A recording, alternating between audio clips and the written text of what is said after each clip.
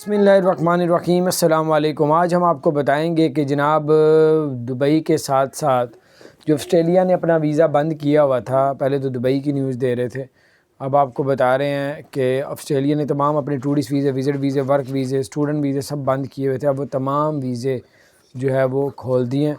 अब आप tourist visa, visit visa, student visa आप सारे अप्लाई कर सकते हैं और बहुत अच्छी खबर है। कनाडा का भी कर सकते हैं, अमेरिका का भी कर सकते हैं, और उसके अलावा जो है वो यूके, यूरोप और तुर्की और बहुत से मुल्कों ने पीछे वीज़े जो बंद किए हुए थे, अब तमाम मुल्कों ने वीज़े ओपन कर दिए हैं।